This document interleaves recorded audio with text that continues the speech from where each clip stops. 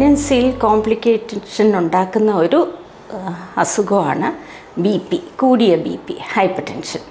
ഈ hyper tension തന്നെ നമുക്ക് 3 തരമായിട്ട് ഡിവൈഡ് ചെയ്യാം.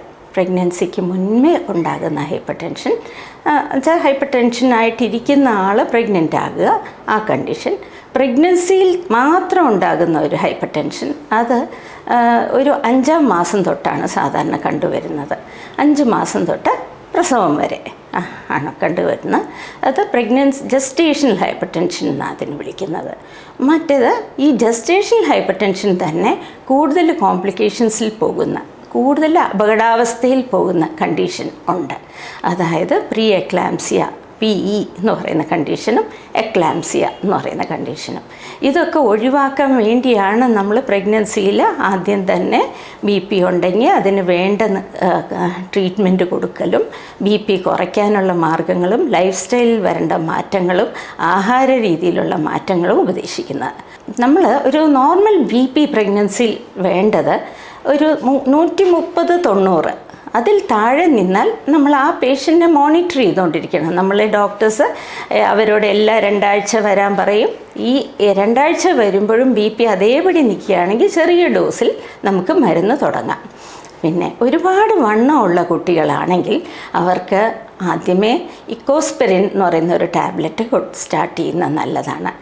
ഇക്കോസ്പെറിൻ സ്റ്റാർട്ട് ചെയ്യുന്ന എല്ലാവരും പറയും ആസ്പിരിൻ എന്തിനാണ് പ്രഗ്നൻസിയിൽ കൊടുക്കുന്നതെന്ന്. അത് വളരെ ഉപകാരപ്രദമായിട്ടുള്ള ഒരു മരുന്നാണ്. എന്താണെന്ന് വെച്ചാൽ ആസ്പിരിൻ കൊടുക്കുന്ന വഴി കുഞ്ഞിൻ്റെ രക്തഓട്ടം ഇമ്പ്രൂവ് ചെയ്യാൻ വേണ്ടിയും കുഞ്ഞിൻ്റെ ഗ്രോത്ത് ഇമ്പ്രൂവ് ചെയ്യാൻ വേണ്ടിയുമാണ്. ഒരു ബുദ്ധിമുട്ട് പ്രഗ്നൻസിയിൽ വിത്ത് ഹൈപ്പർ ടെൻഷൻ കാണുന്നത് കുഞ്ഞുങ്ങൾക്കുള്ള രക്തഓട്ടം കുറയുക, കുഞ്ഞുങ്ങളുടെ വളർച്ചയെ അത് കാര്യമായിട്ട് ബാധിക്കുക, ചിലപ്പോൾ കുഞ്ഞുങ്ങൾ ഗർഭപാത്രത്തിനുള്ളിൽ തന്നെ മരിക്കുക. അത് IUD എന്ന് പറയും, ഇൻട്രായൂട്രൈൻ ഡിമൈസ്. ഈ കണ്ടീഷൻ ഉണ്ടാകാം.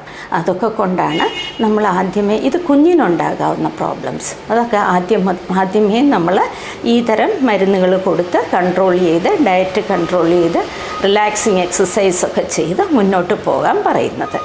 അതേസമയം ഈ പ്രഗ്നൻസി ജസ്റ്റേഷണൽ ഹൈപ്പർ ടെൻഷനുള്ള ആൾ റെഗുലറായിട്ട് മോണിറ്റർ ചെയ്തിട്ട് കുറേ കഴിയുമ്പം അവരിൽ നീര് കണ്ടുവരിക, കാലിൽ നീര്, ശരീരത്തിൽ നീര്, വയറിൽ നീര്, അല്ലെങ്കിൽ കണ്ണിനൊരു മങ്ങൽ പോലെ തോന്നുക, തലവേദന വരിക, ഛർദിൽ വരിക, പിന്നെ എവിടെയെങ്കിലും രക്തസ്രാവം ഉണ്ടാകുക, ചിലപ്പോൾ ജന്നി അതായത് അപസ്മാരം പോലെയുള്ള ഒരു കണ്ടീഷൻ വരിക. ഇതാണ് ഏറ്റവും കോംപ്ലിക്കേറ്റഡ് ആയിട്ടുള്ള കണ്ടീഷൻ. അപ്പം ഈ ജസ്റ്റേഷണൽ ഹൈപ്പർ ടെൻഷനിൽ കൂടുതൽ കോംപ്ലിക്കേറ്റഡ് ആയിട്ട് വരുന്ന, അതായത് അപകടകരമായിട്ടുള്ള കണ്ടീഷൻ എന്ന് പറയുന്നത് നമ്മൾ നീര് കാണുക, കണ്ണിന് മങ്ങൽ കാണുക, തലവേദന വരിക, ഛർദിൽ വരിക, ഈ തരം ചെന്നി പോലെയുള്ള കണ്ടീഷൻസ് ഉണ്ടാകുക, അതായത് അപസ്മാരം ഉണ്ടാകുക. ഈ ഒരു കണ്ടീഷനാണ് ഏറ്റവും നമ്മൾ പേടിക്കുന്ന ഒരു സംഭവം.